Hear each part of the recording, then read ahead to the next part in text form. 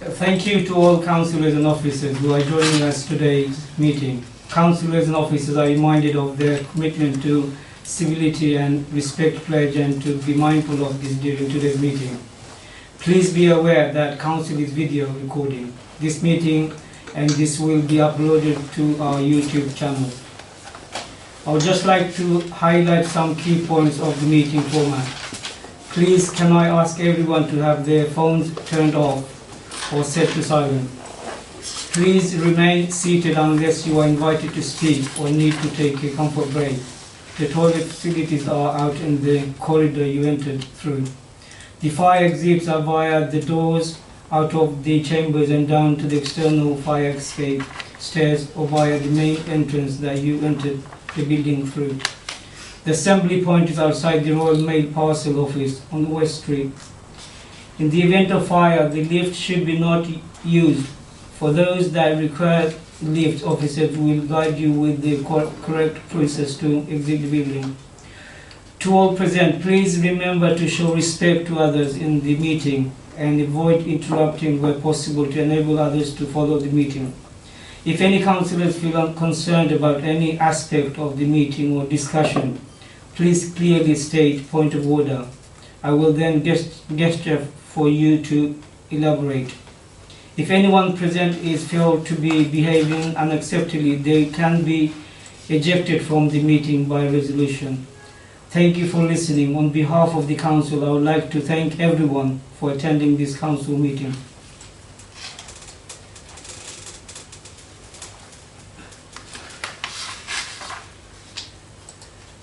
So we move on to agenda 1. Apologies for absence. Thank you, Chair. So we have apologies from Councillor Dubas for personal commitments, who's being substituted by Councillor Dunn. Also apologies from Councillor Matthews and Horrow. Councillor Matthews for personal commitment, Councillor Horrow for work commitment. Thank you. Agenda item 2, disclosure of interest. Do any councillors have any disclosable interest in relation to the matters of the agenda? I'm not sure. I am now doing some voluntary work with Skip at the Crypt, so, and obviously we own the building. Yeah, I'm not part of, I'm just a volunteer. I go along and type a few emails. So they're unsure or? No, that's fine, yeah. Okay, so we move on to agenda item 3, the public participation. We don't have any, so do you need to read that or not? I think you can move straight on. Straight to agenda item 4.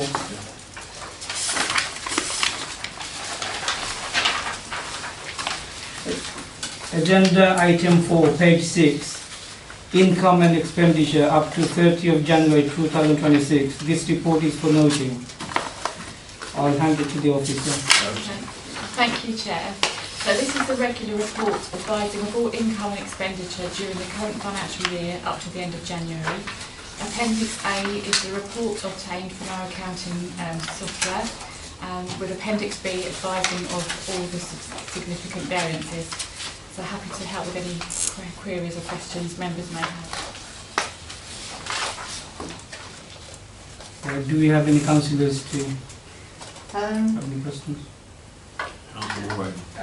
Councillor Woolraven. Page 13, 1320, income from walk the chalk. Is that money, that's not recent money we've had, is it? Or, so I know there was one being chased. So through the chair, yeah, that was actually a refund. That was the deposit. Sorry, that was the amount that we agreed to write off. So that's why it shows as a negative in the account. I probably missed out on that. But okay. yeah, thank you. It was good to see that the seafront filming was well up, on the budget. Thank you. Thanks. Councillor Marco. Yes, thank you, Chair. I just want to draw your attention to the fact that agenda item 4 says 5 on page 6, just so that you know. I got confused. Yeah, thank you very much for that. I actually did mention that to you. Oh, that's all right, it's fine.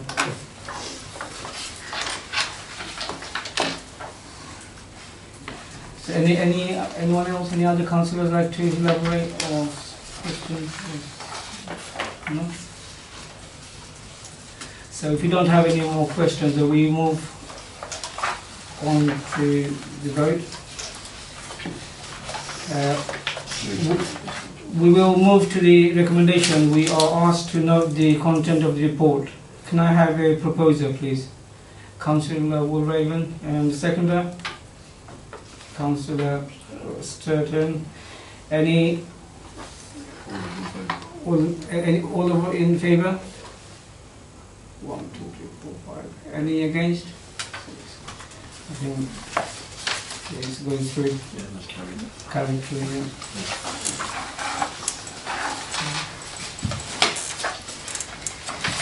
So that's agenda item 5. Page 23. Receipts, payments and bank reconciliation for November and December 2025 and January 2026. This report is for noting. I'll hand it to the officer again. Thank you, Chair. So again, this is another regular finance report which covers the receipts, payments and bank reconciliations for November, December and January, all completed and verified in line with our finance regs. I'm happy to answer any queries or questions members may have. It's getting very quick tonight. My record is 26. Don't speak too soon. So no one's talking. Okay. So we will move to the recommendation. We are asked to note the content of the report. Can I have a proposer, please? Councillor Dunn. No. And then seconder, please. Yeah. Councillor Sturton. Any against? Abstain? Yes, In favour? Yeah. those in favour. Okay. Those in favour, please. Sorry. Oh. And those against? No. So that's passed. Yeah.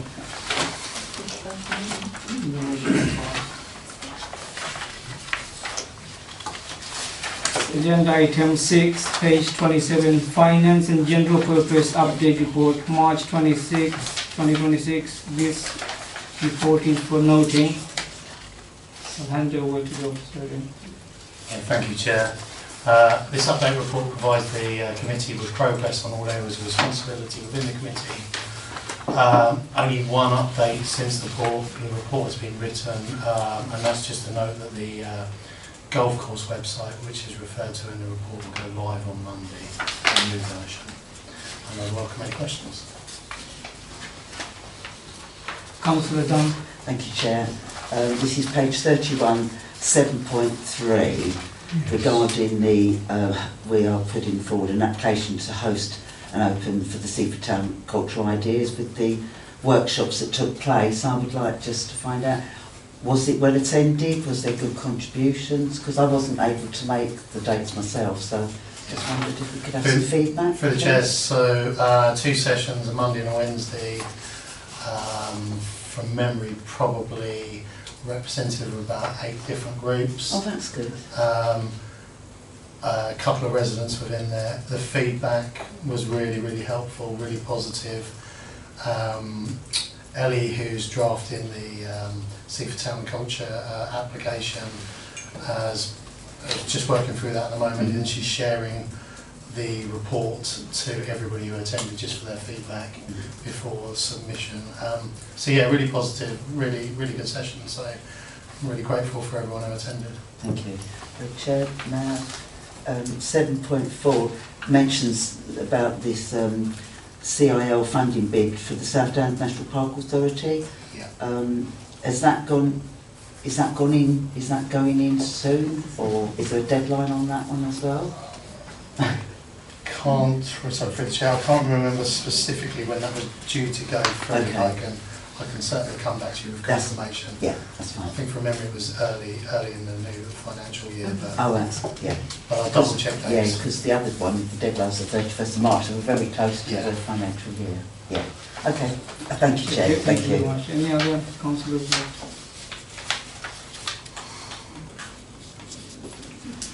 No?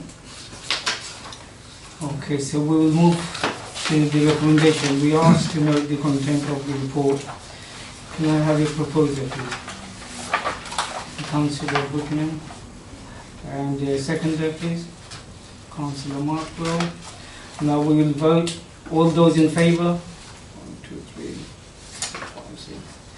And all those against? None. Any abstain? The motion is passed.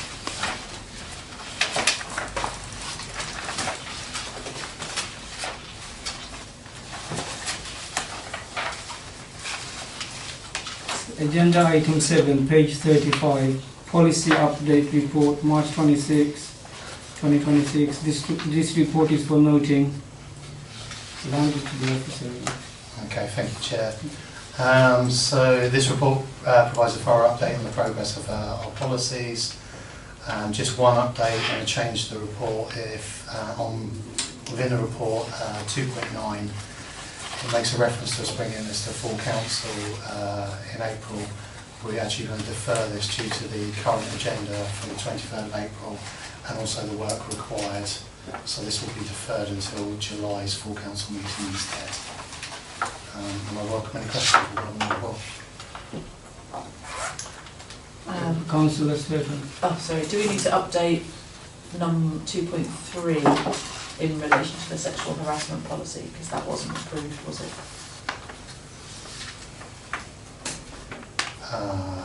It went. It went. It went. Yes. All right, yeah. So it was presented, but it didn't get any But didn't further. follow, yeah. Yes. Okay. Any other councillors?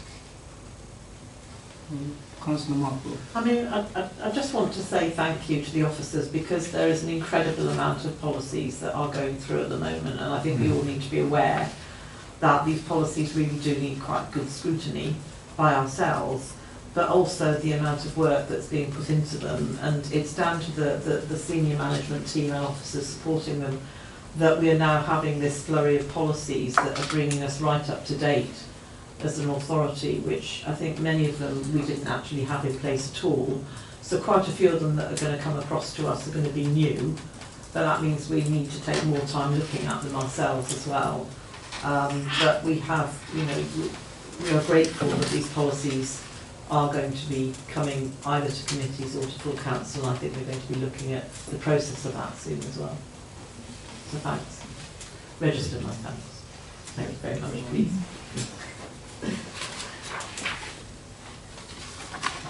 Any other councillors? No. We'll move to the recommendation now. We asked to note the content of the report. Can I have your proposal, please? Councillor Bowman and the seconder, Councillor Dunn. Now we'll move on to the vote now. All those in favour? All those against? Anyone against? No? Abstain? Anyone abstain? No. The motion is passed.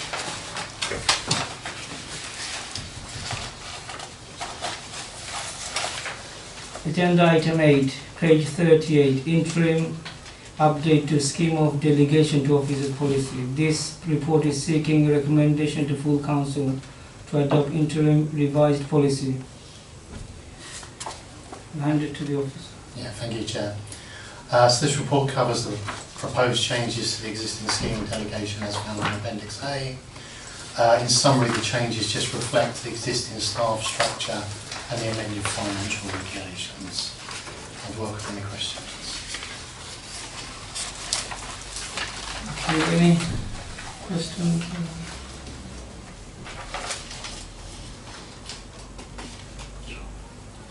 Yeah, Councillor Markle. I mean, just to bring up to date, thank you, Chair, that we now have 2 new officers on the scheme of delegation that are able to take on quite a lot of responsibilities that we didn't have this time last year. I think this is an incredibly big leap forward for this council. All the work that our town clerk has done on the restructuring and then to create this new senior management team is incredibly important for us to be able to move forward and become a very resilient council. And certainly the delegation and the changes in standing orders going forward just reflect the fact that our reorganisation, is working, that we approved it last year, that it is working, we're practically up to our complement of full staff now, and congratulations all round, because there's a lot of work that underpins that change. But this, is one of the signs that we're going in the right direction. So thanks for that. Thank you, Mark, Councillor Mark. Yeah, I mean, we appreciate your saying of the council. I mean, we thank the clerk and also all the officers for the hard work. Thank you. Any other councillors to elaborate? No. Okay, so we will move to recommendation. We are asked to recommend the full council adopt the interim draft scheme of delegation to officers policy. By doing so, archives the previous scheme of delegation policy, noting the officer will update this to the new policy format for presenting to the full council, and that comprehensive review of the policy will take place within the next 12 months. Can I have a proposal, please? Councillor Markle, seconder. Councillor Dunn. All those in favour? All those against? No. Any abstain? No. Motion passed.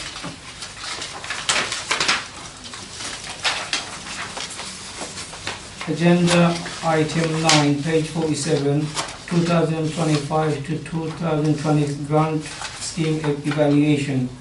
This report is seeking formal closure of the grant scheme. Yeah, thank you, Chair. So this report provides a review of the year's grants awards, feeding back on how the money was spent and how this was aligned to the initial awards. Welcome any questions. Councillor Bowman. Thank you, Chair. I just want to say thank you for this. We don't very often receive all that feedback and how the money's been spent, and although when we give the money we know what they want to spend it on, but we don't usually see the feedback. So it's great to see how they spent it and the feedback for the process that they went through as well. So thank you for that. Just to come back on that, all the hard work that's been done by the new post that Ellie is in, she's done all the hard work for this one, so all the credit goes to Ellie for summarising and pulling all the evaluation forms and writing the report. Give her our thanks. I will do. Councillor Dunn. Yes, thank you, Chair. This is page 50, sort of around 4.2, 4.3, or starting from sort of 4.1. I'm just curious as to why, because I've not been on any of the grants awards, so this is all coming new to me. But I wanted to know why sort of Seaford Bonfire Society and the St James's Trust seem to always receive the full amount of their grants, whereas some of the others don't. And one of our other, because they're quite large events, but the Motorfest is our summer large event, which brings in a lot of people, but they only seem to get a very proportionate amount. Is there any reason for that? I think you need to take that up with the working group that decides on what grants are going to be awarded to who. It might be in relation to the application size that they make.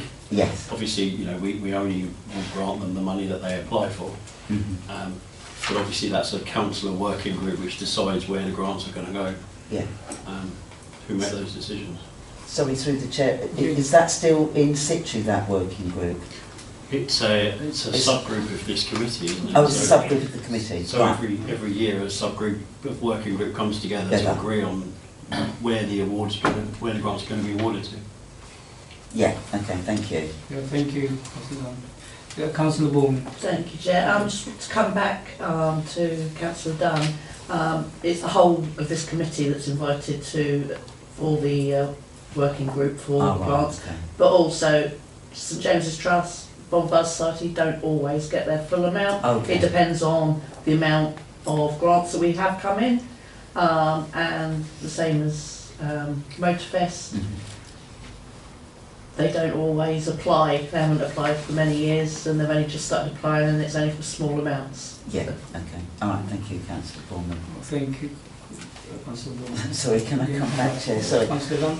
Yeah, with the non-for-profit organisations like St James's Trust and Motorfest and Seaford Bonfire, do we charge for the hire of our field, or do they get that at a discount, or?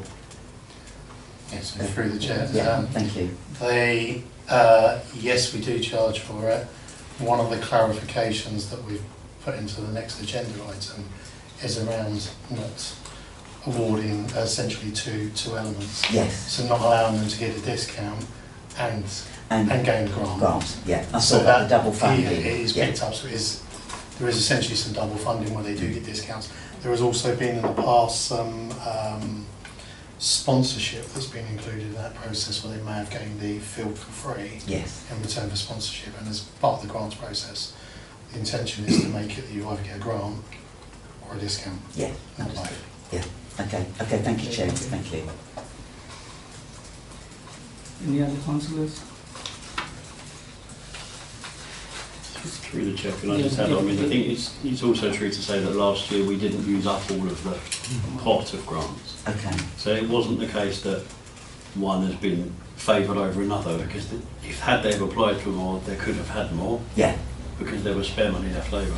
I think it's important that that's noted, yeah. some of which has been carried forward to this year because it wasn't exhausted. That's good, okay, all right, thank you for that, thank you, Chair. Okay, Councillor Sturgeon, please. Just to labour the point, the working group really does consider every application on its own merits and in a great deal of detail.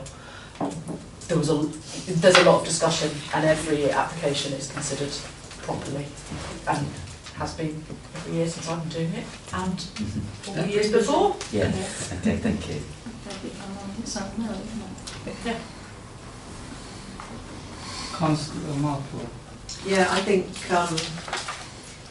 one of the reflections, clearly that can be picked up in the next item anyway, is the promotion of the grants policy and the accessibility to the promotion of it this year to ensure that people do ask for the correct amounts, they do fill in the information correctly.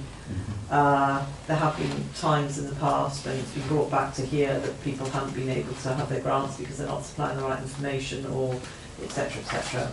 But it is a fantastic opportunity that we're offering the voluntary sector, but we want them to maximise that opportunity as best possible. So the support that we can put in as far as the council is concerned in terms of support for application forms and accessibility and dates and deadlines is going to be really important as well, because knowing so many voluntary groups that I do, some of them are very digitally enhanced and great, but others are not, and that is an issue for them. So I think we do need to be quite sympathetic to making sure that this is quite a digital process in some respects, and that we do have that other offering for those that are more digitally impaired. Yeah. Agreed, yeah. Any more? If there's no more, quickly move to vote. The two recommendations that we will take in turn. Recommendation 1, we are asked to note the content of the report. Can I have a proposer, please? Councillor Buchanan, seconder. Councillor Walraven. And now we'll go to vote. All those in favour? Yeah, all those against? Yes, no, 6. The motion passed. Recommendation 2, we are asked to approve the 2025 to 2026 grants scheme has been satisfactorily completed and can be formally closed. Can I have the proposal, please? Councillor Sturgeon. Seconder, Councillor Markwell. And all those in favour? Everyone? No one against? You abstain? No. Is there any point of saying because if don't need to say that. That's what I thought. Just say that the motion. I know. Thank you. I don't want to put you off by interrupting. No. I was going to ask that, well, it's on the recording, so. Agenda item 10, page 53, review of discretionary grants policy. This report is seeking a recommendation to full council to adopt revised discretionary grants policy. And to the office. Yeah, thank you, Chair.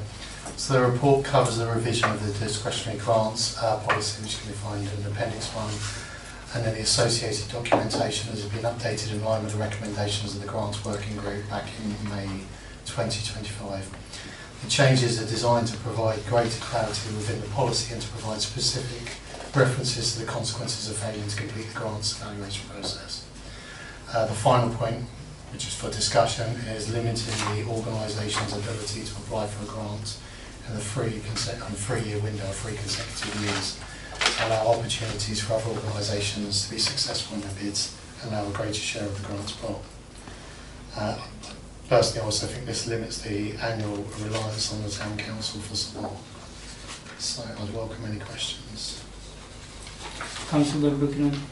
Thank you, Chair. If we're talking about that particular item specifically, what may sound like a good idea actually prevents, what's it called? Teddy Treats getting their stuff every year. And it may be that what you could have is, when you have your schedule of who's applied and all the rest of it, you could have, yes, they've applied for the last 2 years and got money, and then you can take it on board within that committee about whether they get the full amount, or you could just make that judgment on the day. Because, I mean, for example, there was some money left over last year, which, what are you going to do with it if, you know, there's some charities that haven't been able to apply? So, I'm not sure that I would be in favour necessarily of limiting applications specifically only for 2 years in a row, but that certainly one could take account of that during the discussions of the working group in terms of how they might want to allocate Councillor Bowman. Thank you. I tend to agree with that. So Teddy's Treats is a seafood-based charity and it is used for only seafood children. And if we stop them applying suddenly, we're stopping vulnerable children getting anything, and I think that is a big mistake. I do understand why you'd want to stop some not being able to apply every year. I think when we've had organisations that suddenly have grown great big bank accounts because they get funding from so many other places, we stopped giving them grants because they had so many other places to get them from.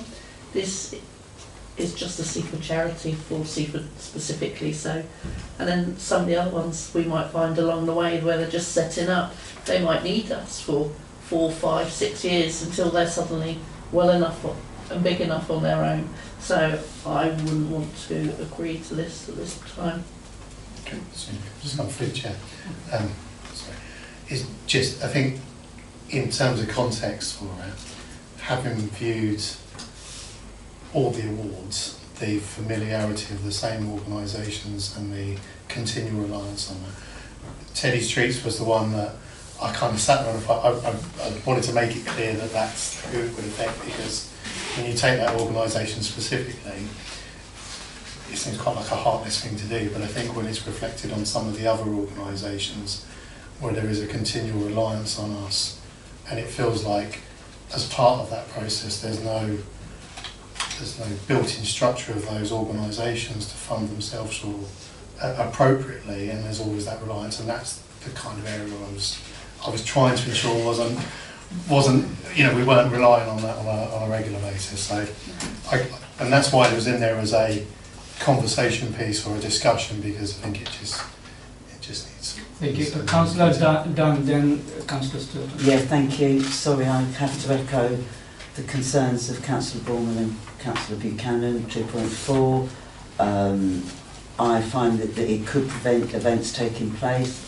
I do know, because I've worked alongside Seaford Bonfire Society, and they rely heavily on the grant due to the expanding cost of fireworks, the health and safety, and everything that is now increasing.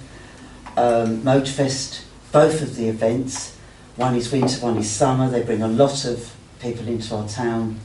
They're both free events, and I feel, but the fact is, I know to open up to more sort of variety, and I can understand where Daryl's coming from, but the concern would be, is they're free, and if we brought in other people, they may want to charge us to enter the events, and then they go, people to Seaford, you know, struggle with the cost of living as it is. So I'm completely, I can't support this. I feel this would really put a lot of our regular, especially Teddy Treats, off from applying. So I do echo the same concerns. Thank you, Chair. Councillor Sturton. Is there a way of building into the application form something about plans for establishing financial independence or something like that, so that we're gathering the data from all the applicants so that the working group can consider it from everybody and not just based on the fact that we know that these people applied and we know they're a small group, so that the consideration process is is equal between the organisations. Does that make sense? Yeah. Councillor Markwill, then Councillor Buchanan. Oh, right, Your hand okay. up, did you? Yes, I did. Here we are, all together. So yes, continuing to echo my concerns, I'm just trying to get another aspect into my head of this, because it feels to me like we're the town council who we do a couple of events ourselves, but we really don't give that much money to the community. We don't give the free use of the Martello fields. We charge for everything that we own. This is our way of giving back to our community, the grants process. And inevitably there will be small and large organisations. And so I think it is our luxury to be able to award grants and to be able to have people who are voluntarily working in our community to do these amazing, wonderful things. We are not commissioners, as we would be in a district or a county council, where we can commission projects and things like that. We don't do any of that. This is probably the best we've got in terms of commissioning good works. I say good works as opposed to concessions, good works within the community, and I think it is our privilege to offer this financial support to be in the community. I think last year was a bit disappointing because we actually didn't have as many grants perhaps through as we would have liked. So that's why I again emphasise a really good promotion for this. We know that the vulnerable families and children and people that are many of our, I'm not saying that for Motorfest, but many of our smaller charities who would struggle anyway to get funding may not get it from anywhere else, or they may get it from local funds. But they're spending their time and their voluntary time looking after the vulnerable communities that we're not looking after, to be perfectly honest. They're doing it, and they're doing it for free. And I just think we should be really mindful of the value that that is offering in terms of the way that we want to look after our community. So I'm going along with the rest of the Committee. the crowd. The crowd. On this one, the general consensus. Yes. Councillor Buchanan, did you put your hand up? No, I didn't, but I do have a question. Yes, Something and related to after this the topic. Councillor already. Go on. Councillor. Go on then. You Oh, do it. Yes. It's unrelated to this specifically, but we give money to other organisations like Citizens Advice, for I was example. going to come. That's presumably not covered by this discretionary grants policy. Right. That just happens under a different thing, Oh.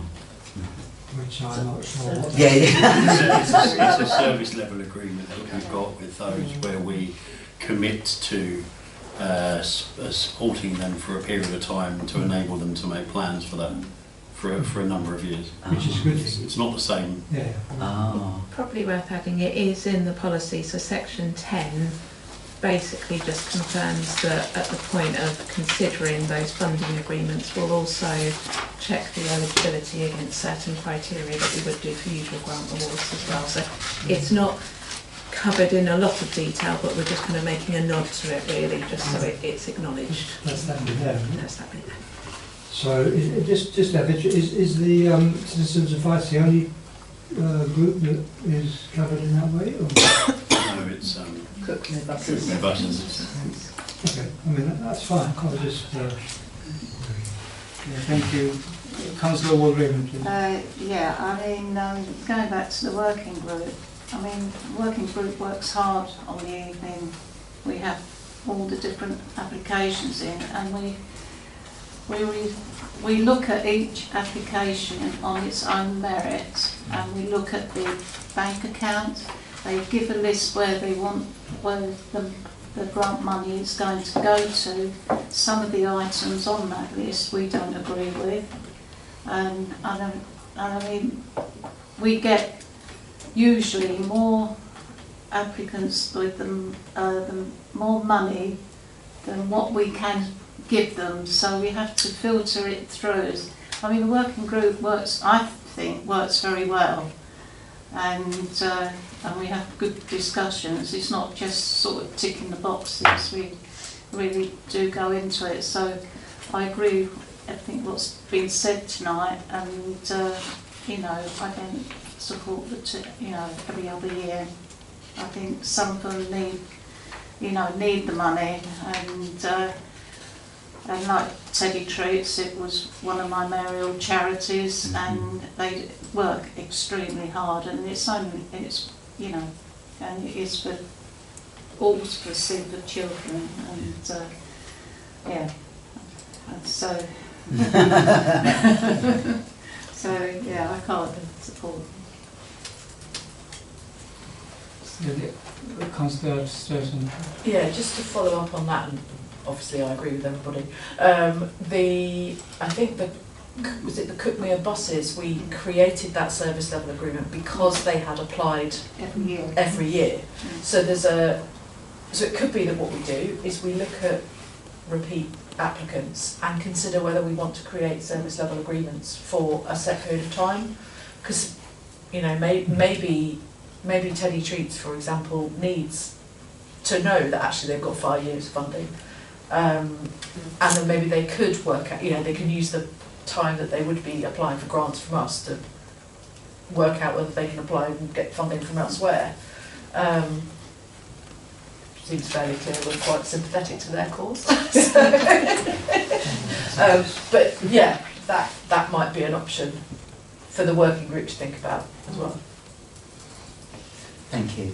Councillor Dunn. Yeah, because I was going to ask on the back of CAB, because I was going to ask the question, do they still receive the money? Because they're not really mentioned in this, and it's now become clear, and it obviously now doesn't apply to the double. I was wondering if this applied to the double funding, because that could be, they get a grant from this district council and us, so that would be classed as double funding, but it doesn't apply in the CAB and the buses. No, because we've got a different type of grant for them. Okay, that's fine. Thank you for that. Yeah, for the clarification. Thank you, Chair, for the clarification. Thank you. Any more queries? So we move to the vote now. There's 3 recommendations that we will take in turn. Recommendation 1, we are asked to note the content of the report. Can I have a proposer, please? Councillor Walraven, and seconder, Councillor Markwell. All those in favour? Yeah, motion passed. The recommendation 2, we are asked to approve the further amendment to be made the revised discretionary grants policy, limiting grants to 2 consecutive years per organisation. Can I have a proposal, please? No. Sorry, can I make an amendment for that? To remove the 2 consecutive years. Through the chair, you don't need to do that. No, You don't need to just do that. don't vote it. No, yeah, so So that's, that, It's also not in the policy, so it was never added to the policy, it was a point for discussion to add to it as well. I can't vote. So if it doesn't find a proposer, we move on. it's not going to go No. through. So, recommendation 3. We are asked to recommend the full council adopt the revised discretionary grants policy. Can I have a proposer? Councillor Sturgeon, second, Councillor Bowman. All those in favour? The motion is passed. So now we move on to agenda item 11, page 66. The options for the back office digitalisation. This report is for noting. I'll hand it to the officer. Thank you, Chair. So this report provides a specific update on strategy plan objective 5.4A, which is establishing options for digitalisation and modernising processes. The report gives detail of the actions we've completed to date and the actions that we'll undertake in the future. And I'd welcome any questions.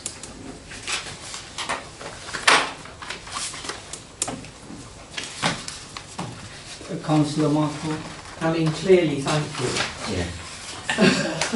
Long overdue. Thank you for all the hard work that we know is going on in the back office, but all the hard work for changing systems is even, more detailed and more difficult and quite a challenge, I'm absolutely sure. So we're really grateful that you've gone into this in such detail. Also, we welcome, and we have had the discussion on the golf booking, and it's good to hear that that's going to be going forward. And again, bringing us in line with other organisations that do similar work. I think you're really working hard to bring us up to date and into the digital age, even though we know that not everybody is digital compliant, but I mean, in terms of our work, certainly in terms of all the HR and the other systems that we need to bring in alignment, you have to have that software and those systems in place. I don't quite know how you've been managing prior to that, really. So well done. Spreadsheets. But congratulations for doing it. Thank you. Councillor Dunn, please. Yeah, thank you, Chair. Yeah, I echo what Councillor Markwell has said, especially 2.7, the asset management. Seaford has turned out to be quite a jigsaw. It fascinates me, land, always has done. It's how I grew up with my father, land sort of management. So I'd like to convey, I'm sure the committee agree, our thanks to our assets manager for the work that she's putting in to drill down into what we do and don't own. So yes, so thank you again to all the officers. Thank you, Chair. I was just going to come back on that very quickly. Just the plan with the asset management software is once it's all established, is you'll be able to have logins to see the plots of land. So if you want to know where the verge is that we talk about, Makes life a lot easier. and everybody can see those, and I think that will be beneficial for councillors to be able to see that and visually, because it's just represented on the maps as well. Thank you. Councillor Bowman, I think then. Councillor Buchanan. Thank you, Chair. So the pitches and beach hut booking system, it says that it's ready for launch for March. Has it been launched? It got launched yesterday, so beach huts are live on it. Pitch bookings, we're taking the bookings from the clubs currently, so they had till the end of this month to put their bookings in before we open up the space for anyone else. We haven't received all of the bookings as yet from the various clubs because there's a couple of queries around historical pricing through the LDC contract and ID Verdi that we've had to do a lot of work unpicking. So that's delayed that process, but it will be available for everybody to view, and probably within the next couple of weeks we'll have all the bookings on there. So everybody will be able to see them, they'll be visually on there. And are we going to be promoting the fact that we've gone to this system? Yeah, so we, simple answer to that is we did a little bit of a soft launch with it because we had a list of people who wanted to do the beach hut bookings. So we've gone to all those people to trial the system to book into it. So yesterday we did £1,000 worth of beach hut bookings.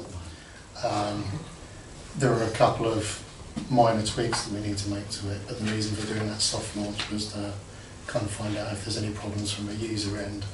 There's a couple of minor tweaks that we need to do, and then next week we'll do the formal launch of it to say it's ready and available and the beach hut bookings are there. It's on the website, but we haven't promoted it. So someone might stumble across it, but we haven't gone out there and said, look, it's available now. That will happen next week. Very sensible way of doing it. Councillor Buchanan. Thank you, Chair. Yeah, I think it was alluded to just now regarding the verges and the grass cutting and stuff like that. Would this new, yeah, look, you lost me a cloud. Would this new digital system be used specifically to help manage all that grass cutting, so you'd know exactly when things are going to get cut, what hasn't been cut, and all those sorts of things that clearly this system, ACE, because it's not part of one of your headings here, because it's not an asset per se, because we don't necessarily own all the verges that are getting cut.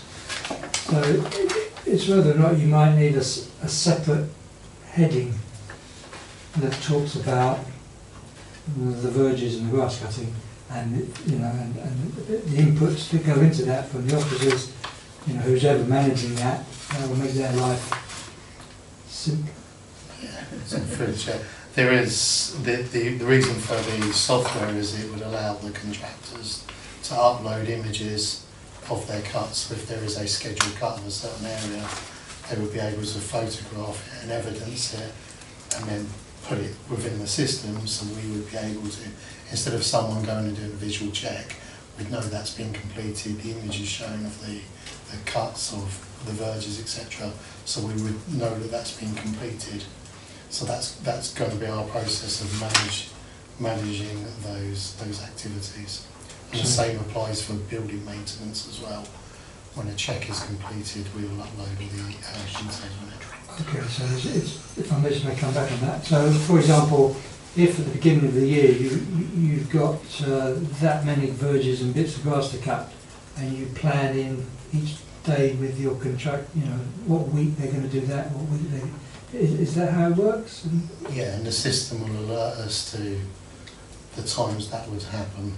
So all we do is we program in the activity when it takes place or when it's scheduled, and what happened within the system will tell us if it should have taken place, and we're asking the contractor to upload the images as a demonstration that they've completed the work. Okay. And that will all be online as from... The difficulty at the moment and the time it's taken at the moment is to upload all the assets, because we photograph all the assets, we then map them within Seaford and where they are.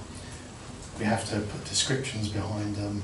So it's probably, I think when we talked about this, we're probably talking really around July time. By the time we've got all the assets, all the details, we're adding in the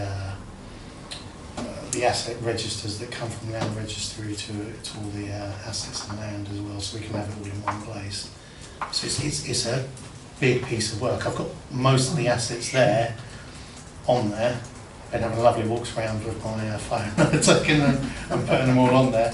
But yeah, it's just making sure everything is on there, and the schedules are the hardest part. So that's everything. I was thinking specifically of the grass cutting and the verges.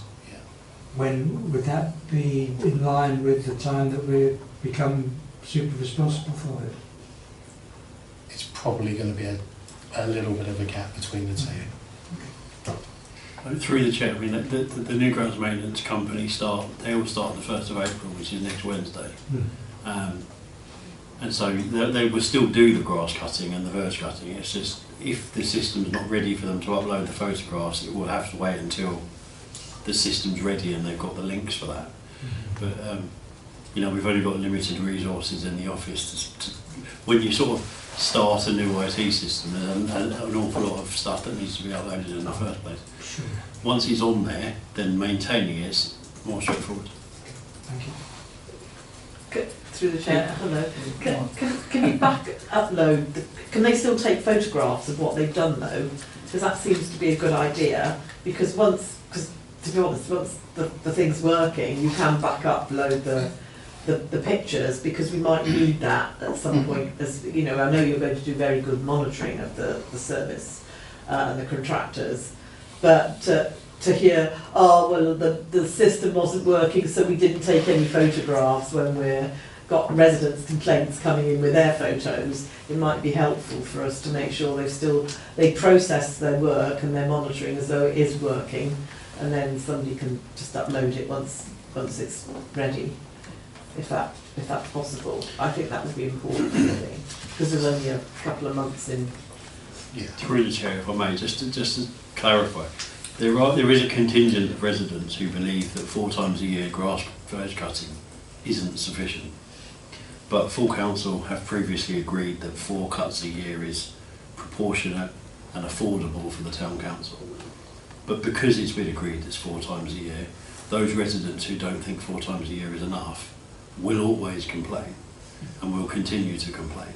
I wasn't talking about that though. No, but what I mean is, when you say about complaints from residents about grass cutting, there will always be complaints, because some residents think we should cut it more than 4 times a year. But full council has agreed 4 times a year.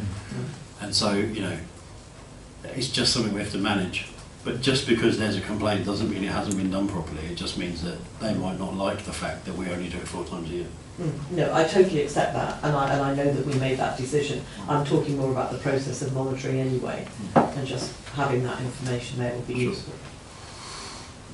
Okay. Any more queries?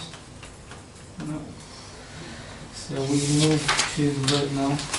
We will move to recommendations. We are asked to note the content of the report. Can I have a proposal, please? Councillor Markle, seconder. Councillor Sturton. All those in favour? Yeah, motion passed.